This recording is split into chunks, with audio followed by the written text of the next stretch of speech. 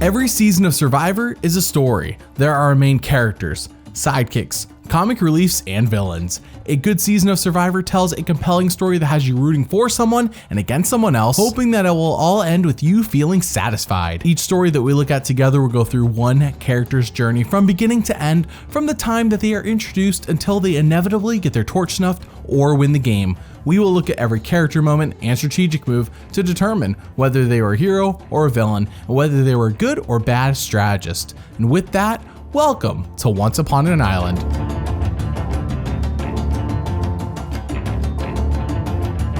For reference, we are only going to be observing what the TV show is showing us and what story is being told through the show. No future seasons will be mentioned, as the story and characters here have no idea about what happens in those future seasons. All character moments and strategic moves are interpreted with the mindset of what the story is trying to tell us. And before we start, I want to thank you for watching, liking, commenting, and subscribing. For only a few bucks a month on Patreon, you can pick what videos I make, watch all this channel's content early, and even get exclusive videos every month. The patrons pick this story to be made. So with that, let's jump into another epic story. 39 days, 18 people, 1 survivor. Spencer Bledsoe, a 21-year-old economics student from Chicago, Illinois, was a castaway on Survivor's 28th season, Survivor Cagayan. This brainiac played such an amazing game in a way that was relatable to so many people that ever since this channel began, people have been begging me to make a story video about him. So what did Spencer do to earn such a strong fan following? Let's find out. The premiere of Cagayan kicks off with us learning that there are 3 tribes being divided into brains, brawn, and beauty. Very interesting. Spencer is on the Brains tribe, and right away he gets the very first confessional of the season when he introduces himself to us. In 2010, I entered the World Open Chess Tournament and I tied for first. I certainly don't look diabolical or like a genius, both of which I am. I will go down as one of the best players to play, and I want to play an awesome game. Cocky right out of the gate. This should be fun. Jeff then tasks each tribe with picking a leader, so naturally the Brains pick David, the president of the Miami Marlins, or in this case, he is wearing a blazer. That's what's important. Jeff says pick the weakest person on your tribe, and David, who has clearly never seen Tocantins, picks Garrett, thinking he is voting him out. Spencer says this guy must be dumber than he thought. When David came out and said that he was going to pick Garrett, I thought, you're an idiot. You're picking the one guy who can help us in challenges, and you're ostracizing him already. It's a terrible move. Garrett gets taken to the camp early, so when the rest of the Brains tribe shows up, it is time to build a shelter, which Jatia, a nuclear engineer, directs them on how to do this. But she seems to be rubbing everyone the wrong way with her leadership style, which isn't helped by the shelter literally collapsing. Cass says she would like to see the criteria for how this tribe was selected because they are a bunch of dummies, which is just proven when at the immunity challenge they get blown out and it had a puzzle at the end, but they screwed up so much that no puzzle master could have caught them up. Back at camp, Garrett says, "Hey Spencer, we are voting out David," which is great for Spencer that he's not the target, but Spencer points out that it is weird that nothing in relation to an idol has made itself known so far in the game, which he is on to since this is true. There is a clue out there that someone has, and it is a common element to this era of Survivor. What I'm concerned about is, you haven't heard anything about like idol clues or anything, have you? Nothing. What was? It just seems weird that there hasn't been anything to do with an idol so far. However, Spencer suspects David has the idol when it's actually Garrett. At Tribal Council, there we see a lot of pointless bickering and fighting. Thankfully, none of it's aimed at Spencer, but despite all of this, David is voted out 4-2. First person voted out of Survivor Cagayan. David. David, the tribe has spoken.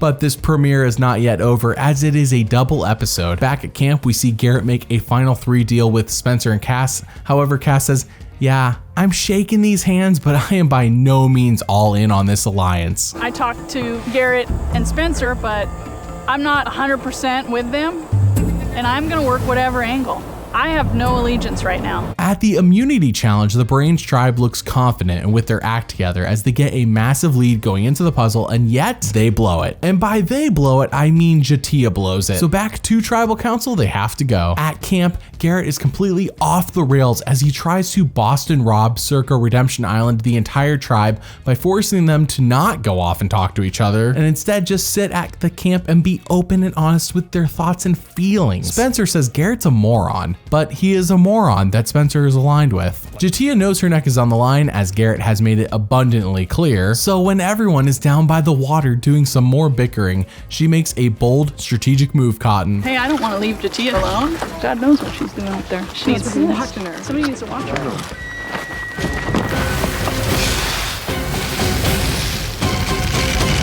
Yeah, she dumps almost their whole food supply only 2 seasons after Brandon did this in Caramoan. No one has learned anything, and who knew it would make such a comeback so quickly? Everyone is obviously like, what the heck, Jatia? We have Garrett being a nut job about strategy, and Jatia is now being just a nut job. At Tribal Council, Garrett outs his own final 3 deal with Cass and Spencer, and this is the final straw, as he is then voted out with an idol in his pocket, 3-2, with Spencer still voting with Garrett for some reason. Garrett, the tribe has spoken.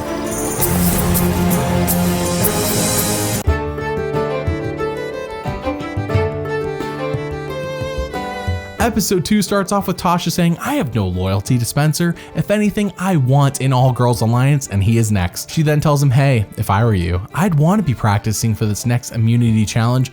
Wink, wink, hint, hint. Spencer does not get the hint at all though, but he does go and practice with the rest of the tribe, and the show montages this whole practice session with some music that indicates that they're gonna fail. At the immunity challenge, sure enough, their water tossing abilities are atrocious despite the practice, and yet it still all comes down to a puzzle, which Spencer and Cass work together on, and Big move by the Brain Tribe!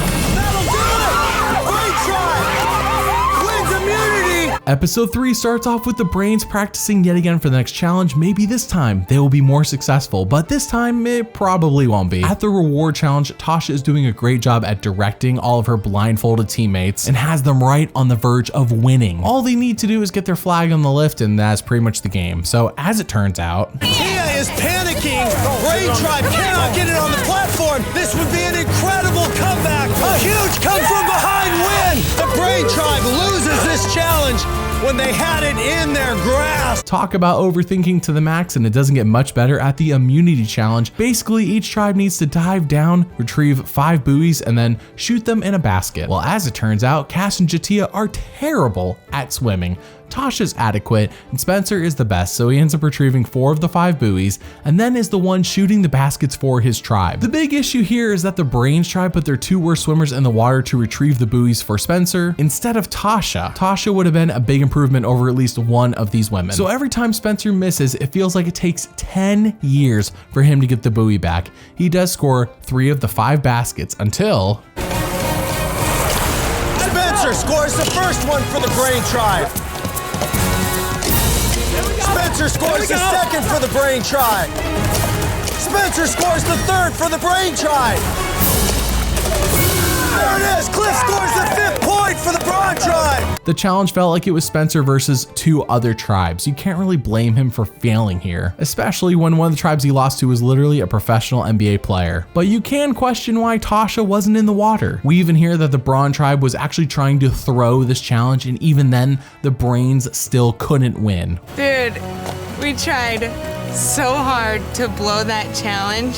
Seriously, Green Tribe, I tried to help you out, but that team sucks. They deserve to lose after that. That's all I can say. Wow, this tribe is no Oolong or Matt Singh, but they are certainly coming close. Back at camp, Spencer pitches keeping him over Jatia, saying, hey, if there's another immunity challenge and I am gone, you all are going to be going back to tribal. There's no way you're winning another immunity challenge with Jatia on this tribe, which does seem like it would be true, and it seems like Tasha might be changing her mind on the all-girl alliance. At Tribal Council, Spencer says, I am loyal. I will not flip on you at all, come a swap or a merge. Just give me a second chance. So when it comes time to vote, First vote, Jatia.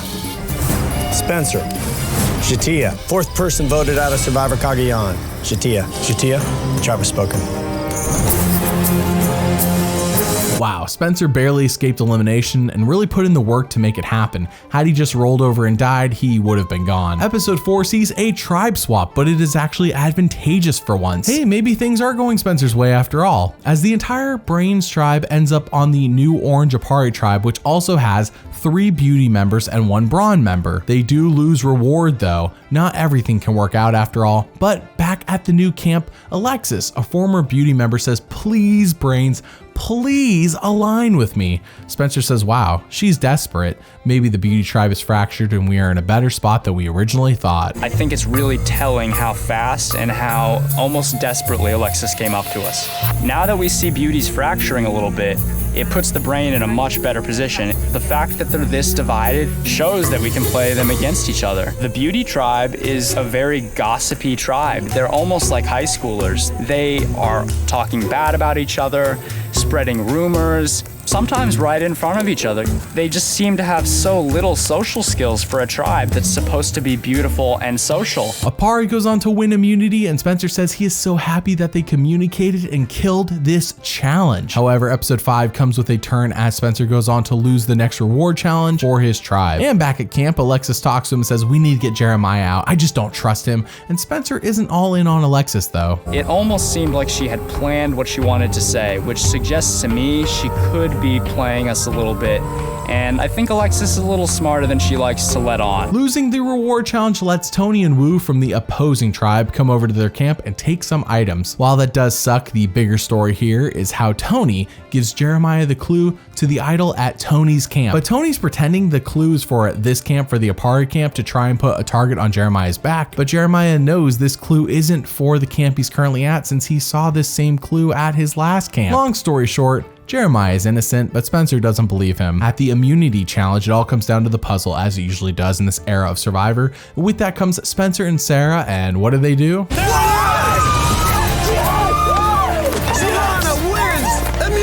They blow it, and off to tribal council they have to go. Sarah promises that come the merge, she will not flip on them. So due to the fear of Alexis not staying loyal to Apari come the merge, she is voted out 6-1. Alexis, tribe has spoken. Time for you to go. It is merge time, and the Apari tribe hold a 6-5 lead. So everyone says, hey, let's just not flip on each other, and we got this game in the bag. Final six. Final six. Final six. Final six. As long as nobody flips.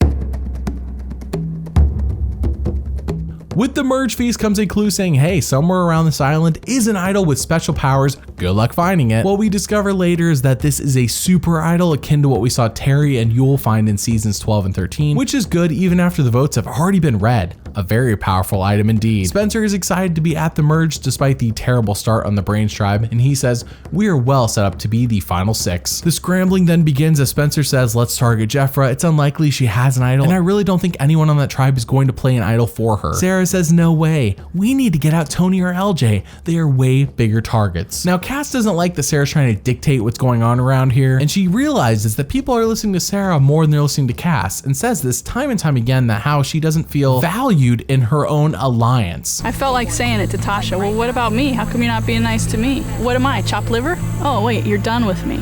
I got it. Sarah said it's got to be Tony.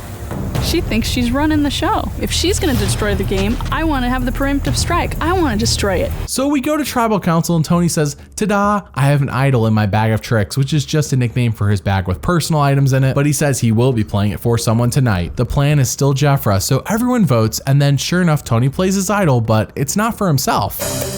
I would like to give it to LJ. He plays it for LJ, what a relief. The Jeffra plan is still good to go, even when LJ stands up and plays his idol for Tony. Nothing has changed. 2 idols have been wasted, so Jeff reveals the votes, and... Jeffra. Sarah. Jeffra. Sarah. Jeffra. Sarah. Jeffra. Sarah. Jeffra. Sarah. 7th person voted out and the first member of our jury. Sarah. Sarah, the tribe has spoken. Time for you to go. Cass flips on the alliance and helps vote out Sarah instead of Jeffra. A complete betrayal and ironic considering she was the one most worried about someone flipping on their alliance earlier. And yet here she is, being the flipper. Cass felt like she was at the bottom of the alliance, which he did say multiple times, and this is truly chaotic on her behalf. Spencer then says the first thing that comes to his mind. Cass, 0 chance of winning the game. It's a long way to go. Episode 7 sees Spencer starting off on the wrong foot as he makes this sexist remark in anger. Cass will fly in the face of strategy just because of how she feels. She'll go basically wherever her estrogen takes her, not where her brain takes her. She's played like that since day one, though. Since day one, she's played like a freaking idiot. Him and Cass are at odds and have truly become rivals from here on out. Spencer wins the reward challenge for his team, and on that reward, he finds an idol clue hidden in his napkin. What are the odds? Some luck for the person who never seems to catch a break for too long. Back at camp, he reads the clue and goes on a search. However, everyone back at the shelter knows something is up. He isn't just on a walk, and they send Wu in his ninja stealth mode to see what Spencer is up to. While looking out for the idol, Spencer decides to go pantsless, probably to keep his pants from getting wet, and Wu steals the clue right out of them and dashes off to tell everyone. Take the road less traveled beyond your... All right, I know where that is. Oh yeah, Spencer really can't catch a break for too long. 2 steps forward, but then when he takes that 3rd step, Lucy pulls the football out from underneath his feet and says, haha, no more steps. That seems to be how most things go for him, but despite everyone else joining the search for the idol, Spencer makes another 2 steps forward. Cass is so blind that I found it right in front of Cass's face, and she didn't see. What is even better is how at the immunity challenge, who goes on to win it but the one and only Spencer wins. Individual immunity is safe tonight at Tribal Council. Spencer, safe at tonight's Tribal Council, cannot be voted out of this game. Maybe things are finally turning in his favor. He talks to Cass about flipping back and she says, well, I knew you'd be back. I knew me flipping would be forgiven pretty quickly. At Tribal Council, despite Spencer's efforts to get out Tony, Morgan is eliminated 6-4. Morgan, the tribe has spoken. Episode 8 begins and Tony is extra paranoid. He wants to know why he's even being targeted, and Spencer says, dude, you're a threat. Now this doesn't help calm down Tony at all. He's a madman, but Spencer does go on to win a reward with Tony and Jeremiah on his team, and while on that reward, Tony's brain is working overtime as he says, hey, in the future, I want to make a move. I don't know when I'm gonna make a move, but I'm gonna make a move sometime in the future. Would you be in on me making a move? And Spencer's like, yes, I'm in on you making a move as long as it's not for me. But he doesn't trust Tony. Right now, I'll be honest, I don't trust Tony all that much. Tony is playing a lot of people right now. He's juggling a lot of balls, and I'm just one of them. He doesn't know this, but I have an idol. And if I feel uneasy, I will not hesitate to use it. But I'm gonna tell Tony that I trust him 100%, because if he can take me a little further down the road, I might find a little detour that could take me all the way. The plan becomes to split the votes between Jeremiah and Spencer since the majority hold a 6-3 lead and they highly suspect Spencer has an idol. But then in a twist of fate, Tony says, actually, I am ready to make a big move right now. Let's get out LJ, which is great for Spencer. At Tribal Council, in a 5-3-1 vote, LJ is eliminated due to Tony and Wu flipping. LJ, tribe has spoken. Time to go. Episode 9 sees Spencer saying thankfully Tony made that big move, otherwise he could have been a goner, but he knows Tony's not going to stick with him for very long and needs to go. Then at the reward challenge, it all comes down to a puzzle, and who wins it for their team? And they stole it! We're playing for! Tasha, Jeffra, and Jeremiah love this, of course, and on the reward strategy talks arise since Spencer, Tasha, and Jeremiah are on the outs. They need some numbers to change the game. They are currently down 5-3, and one person flipping could really change things up. Initially, Jeffra blows off their offer of an alliance, but after getting her letter from home, she has a change of heart and accepts a Final Four deal. Final Four? Final Four. Final Four. We then hear from Wu, who says Spencer is a big target since he is good with the jury and would win if he reaches the end. However, he worries about Spencer playing his idol, rightfully so. Jeffra then has a second change of heart right before Tribal Council that is just someone else pulling the football out from underneath Spencer's feet. I know that I made a commitment to you the other day, but I'm not gonna be voting with you. Jeremiah then realizes he's screwed and says, let me just drop a bomb on my alliance while I'm at it. Hey everyone, this is gonna come as a shock, but I'm a model. And no one is shocked by this. He was on the beauty tribe, and why would it change anything? However, Spencer drops a real bomb on his alliance as he says, hey, I have an idol and I'm gonna play it for myself tonight, and if we stop me from getting voted out, we'll get one of them voted out. Then at Tribal Council, Spencer points out how Tony has sworn on his wife and kids and yet still breaks those promises. You cannot trust this man, but if Tony makes it to Final Tribal, he is getting Spencer's vote. If Tony and any combination of you guys is in the end, my vote goes to Tony. Mine too. This is a smart play to put a target on Tony's back, but it can backfire if Tony was to reach the Final Tribal and sit next to Spencer, since Spencer is now hyping him up. When Spencer goes to vote, he says, Bro, this This vote is a real bummer, dude. He then plays his idol on himself, fearing he is the target tonight, but that ends up not being the case, as Jeremiah is voted out instead, 5-3. Jeremiah, the tribe has spoken. Love y'all, good luck. Episode 10 begins and it ain't going great. Spencer and Tasha are down 5-2 and Jeffra pegs them both as big targets. We then see Cass lay it on thick as she says, of course, Spencer played the idol for himself and not Jeremiah. What would you expect from him? I had this feeling that Spencer had the idol, and like a typical 21-year-old male, there was no way he was going to give that thing up. I mean, what is the most selfish beast on the planet?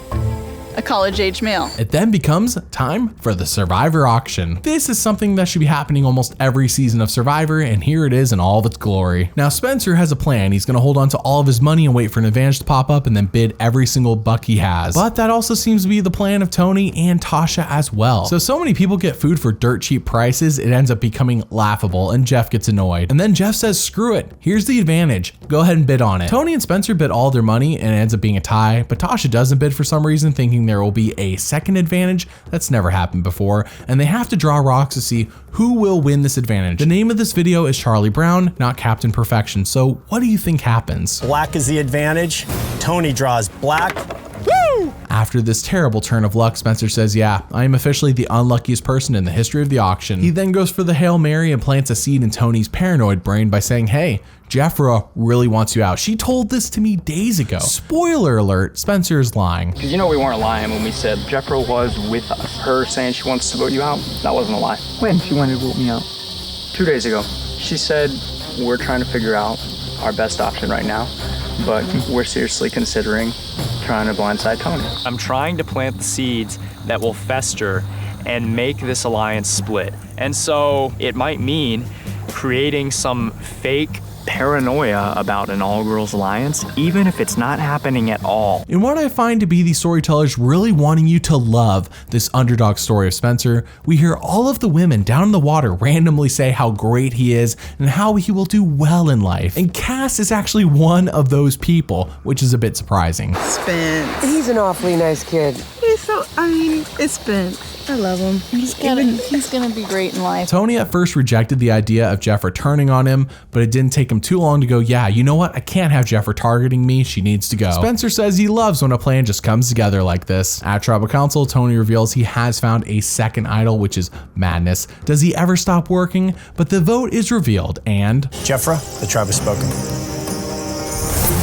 The next morning, Tony and Spencer are talking outside the shelter when Tony says, I'm a bit surprised Cass is sleeping in. She's a hard worker. She's usually up by now, so she must not be feeling too well. Cass overhears him, but she overhears him incorrectly, and she calls him out on this. Cass legitimately misheard Tony. So now Tony is actually telling the truth, which is rare. You know, this is a special moment, and Cass doesn't believe it. Am I gonna clear up the situation? No! Tony wasn't doing anything wrong, but if Cass is mad at Tony, it means she isn't mad at me. And I'm sitting back enjoying the show. Very evil, but very smart. At the reward challenge, once again, Spencer wins it for his team. While on the reward, Spencer, Cass, and Wu all get to go to a local village and hand out items to make the kids happy. Spencer says, I don't even like kids, but these kids made this experience a positive one. Cass then talks to Spencer and says she thinks it's time to take out Tony. She still thinks he called her this name from earlier, but of course she's wrong. What they both don't know though is that Tony has another trick in his bag he has yet to reveal. We'll find out about it later, but Spencer is on board. Back at camp, he talks to Tasha and says, we are splitting the votes between Tony and Trish. Cass and Wu are in on this plan, and we're splitting it just in case Tony plays his idol. Then at the immunity challenge, Spencer has it! Spencer wins! Individual immunity! Big day, big win. Spencer, safe at tonight's Tribal Council. Spencer is safe, which is amazing. So at Tribal Council, it's time. Cass, Wu, Spencer, and Tasha all go to split the votes, and... Tasha. Trish. Tony. That's 2 votes, Tasha. 12th person voted out, the 6th member of our jury. Tasha. Tasha, tribe has spoken. The football gets pulled out from underneath Spencer once again. What I didn't mention before that Spencer noticed and he actually acknowledges but kind of ignores is how when the deal was being struck with Wu, his body language indicated he's not really agreeing to anything that's happening. But anyway, Spencer is confused because he thought Wu was going to vote with them and now he's mad. Spencer says at this point it seems like only him and Tony are really playing this game, which is a bit arrogant. Tony then talks to Cass about what Wu told him, so Cass goes and talks to Wu only to hear something different, and when she confronts Tony, well, at least Spencer is laughing. When I told you that, you weren't supposed to tell him. You get it? I'm sorry I don't talk llama. I'm supposed to talk llama to you. You understand that better? Chaos Cass is back. At the immunity challenge, it is a grueling one as Spencer falls way behind, but then at the puzzle, an incredible comeback! Yes! Spencer wins immunity! Yes! Guaranteed a spot in the Final Four! Spencer, safe tonight at Tribal Council, guaranteed a spot in the Final Four. Spencer has now won 3 individual immunity challenges and a bunch of rewards. Back at camp, he proposes voting out Trish to Wu, and surprisingly, Wu says yes. Then him, Cass, and Wu all make a final 3 deal, and this is because Spencer thinks he has them both beat come the final Tribal Council. He only views Tony as his main roadblock at this point. Then at Tribal Council, Tony pulls yet another trick out of his bag. Normally, I would point out the biggest threat right now to win the game, Tony, and casting my vote that way. Can't touch me, but man. This kind of complicates things. Tony says, I found the super idol that can be played after all the votes are read, which is true, and it is good through the Final Four, which is not true. But he plays the regular idol for himself, and when Spencer goes to vote, he reflects on the fight between Cass and Trish that happened at Tribal. Trish railed into me like a freaking wild skeleton, blue-eyed banshee. I suggest a book on self-awareness. It will be helpful for you in the future. This cat fight has to be resolved somehow. 13th person voted out, the 7th member of our jury. Trish, that's 3, it's enough. Trish, tribe has spoken. Thank you. Good luck.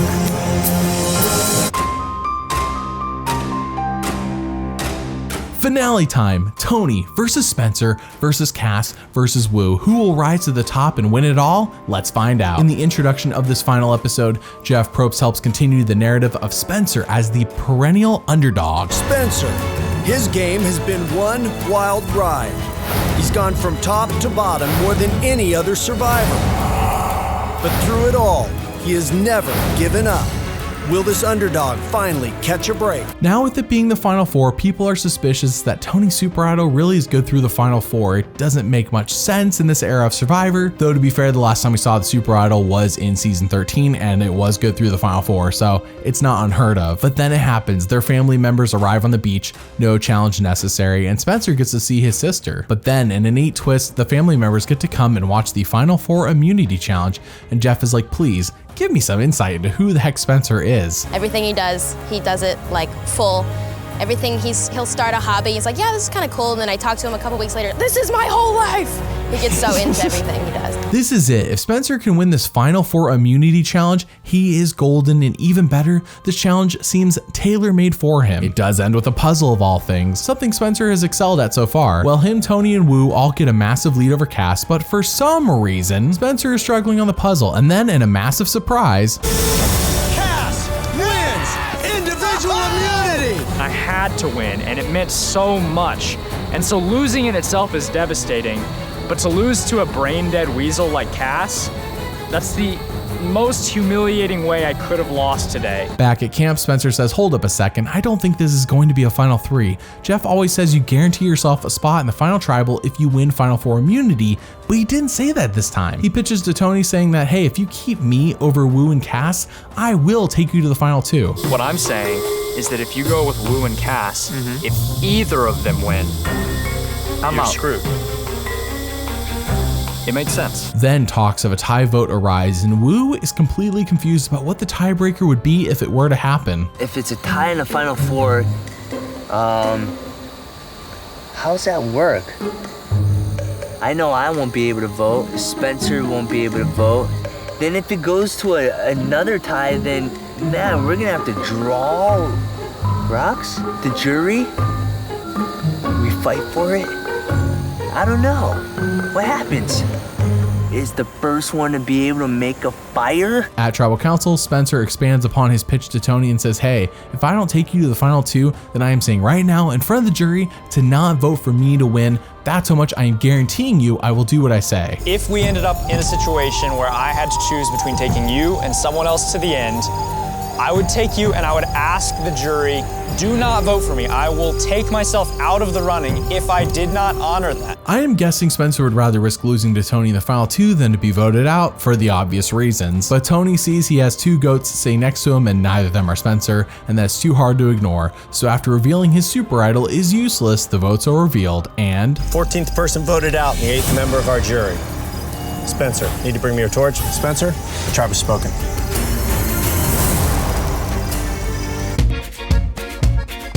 So let's break this down. How is Spencer Bledsoe as a character? Spencer was very analytical, overwhelmed when he won, and constantly frustrated when things were not going his way. His facial reactions are legendary and make for a very emotive player who, when in the underdog position, can't help but making you feel like you need to root for him. He is clearly a good player who the jury is not mad at this season, and he is great at challenges. He does have his occasional bouts of villainy, such as being arrogant, making that one sexist remark, and his feud with Cass. But hey, he's 21 and we all make mistakes, and as the women are all saying in the water, he's a great guy. That was the perception people had of him this season, and the perception the storytellers wanted you to feel whenever you saw him. Without Spencer, Cagayan is not the great season that many still hold dear to their hearts. Out of 22 character moments shown on the show, 14 are heroic and 8 were villainous, making Spencer Bledsoe a hero character in Survivor Cagayan. Now, how is Spencer Bledsoe as a strategist? He was constantly bamboozled at Tribal Council despite seemingly being very aware of many other things. Luck was never in Spencer's favor. Whenever he tried to do something individually, he seemed to be successful, like winning challenges and analyzing the right game moves and looking for an idol and who was the favorite to win. But when it came to working with others or reading the room on where the vote was going to go, he failed a lot. Half of the Tribal Councils he attended, 6 out of the 12, he had no idea who was actually going home. This could work in his favor if the jury is bitter towards people voting them out, but it does reveal a major lack of social awareness. So really, Spencer's a great player, but he has a major flaw. Out of 53 strategic moments shown on the show, 33 were smart and 20 were dumb, making Spencer Bledsoe a smart strategist on Survivor Cagayan. Thanks for watching, and doubly thanks for liking and subscribing. See you all next time.